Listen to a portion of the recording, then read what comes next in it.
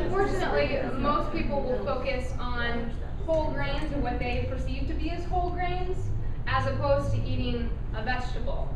So like here at Pop-Tarts, I can't believe all the different foods if you walk down the aisle of the supermarket that say, great serving of whole grains, and there's nothing whole about them at all. So I don't recommend getting your whole grains, especially from a processed product. If you do get whole grains, that's at least better than, say, Pop-Tarts or Lucky Charms. But I would much prefer for you to go for vegetables first and foremost whenever possible. Not only are they going to provide you with more nutrients, more vitamins, minerals, antioxidants, phytochemicals that support your health, that reduce body fat, that can speed up your metabolism, but they also have a lower glycemic load, which the glycemic load is the rate at which sugar enters your blood. So the lower the glycemic load of a food, the better, especially if you pair it with a healthy fat and some protein. And we'll get to that in just a minute. Whole grains also contain anti-nutrients. Unfortunately, our society today is so focused on the go, go, go, I want something quick, I want instant oatmeal, and I want minute rice. So we ignore the fact that whole grains, true whole grains, actually contain anti-nutrients, which are basically the plant's defense mechanism to ensure its offspring's survival. But if you ask maybe your great-great-grandma, they used to soak their beans, sprout their grains. You will start to see more sprouted products like the sprouted breads now in the supermarket, which are definitely a step up above any other processed products. But I go vegetables first and foremost, and here are some tips for how you can include more vegetables. Oh, that'll be the next one, sorry. I got ahead of myself. As you can see here, kale. Has anyone tried kale before? Okay, that makes me feel better. A little better. Kale is one of the world's healthiest vegetables, and brown rice is thought to be one of the world's healthiest grains. And as you can see here, kale is superior in nutrients, lower in calories, lower in carbs than brown rice, more digestible, and even a lower glycemic load, which means that the carbohydrates are going to be converted to sugar at a much lower rate in your body. So again, lower insulin levels, reduce body fat, prevent illness.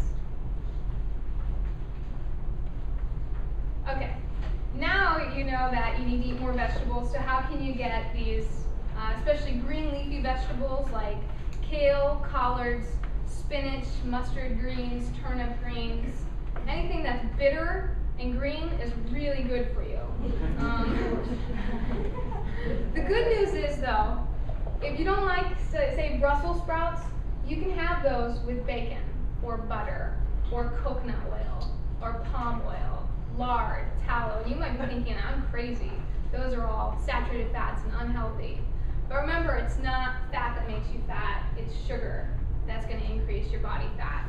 So now quality is everything when it comes to animal fats, like the butter or the bacon. You want to make sure you get it locally, if you can, from a farmer's market or from even Whole Foods. You can order them online. So pastured bacon with little Brussels sprouts, I've never seen kids eat a vegetable faster. So definitely helps, and also lowers the glycemic load, or the rate at which sugar enters your bloodstream. So and that's the same with any type of carbohydrates. You always want to pair them with a protein and a fat. That will also increase your satiation. So I mean, how many people can eat an entire stick of butter in one sitting? Not very likely. You get full quickly. But you can eat a whole box of Oreo cookies, no problem, or a bag of potato chips. That's easy. Go ahead,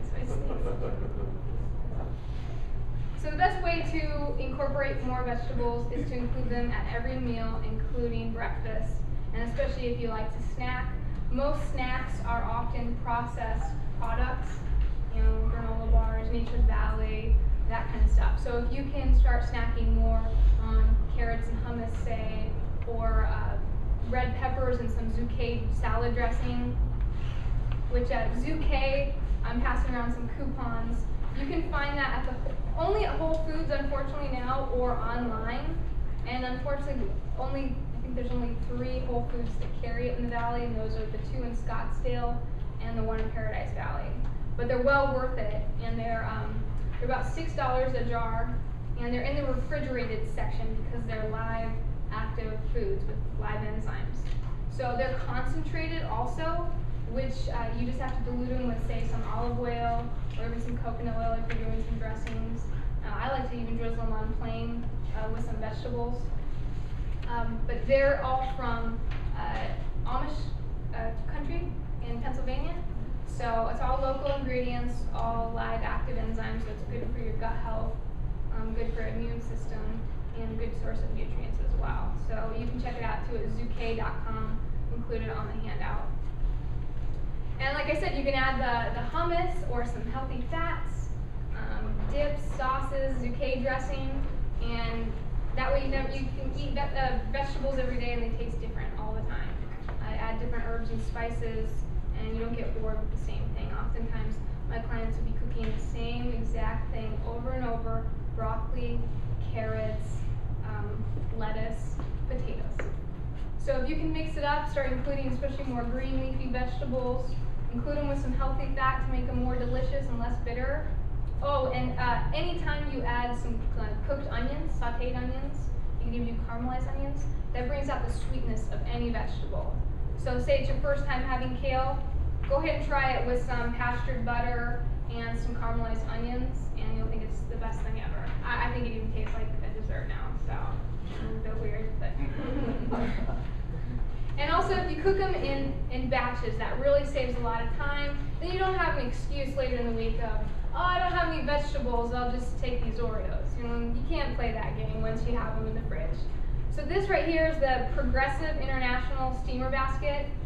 It's one of my favorite tools in the kitchen. And I'll say, well, besides my knife and my cutting board, I probably use this the most as well. And the reason why I like this the most is because it actually has an adjustable stem, so you don't have to burn your fingers, reaching down there in the pot. Just pull your veggies right out. And I do those in batches. So like yesterday I did carrots. I steamed those for about 10 minutes. Mixed them with some pastured butter, cinnamon, and fresh basil. So I had those in my fridge, which didn't last very long. But then after that, I did some cauliflower that I mixed with some red chili pepper flakes and some coconut oil. And then I did some broccoli after that, which I mixed with ginger, garlic, and a little bit of soy sauce. So I just cooked 3 huge batches. I put them in some glass Pyrex dishes, and you can grab them and go. She's nodding her head. You like that? Good, perfect.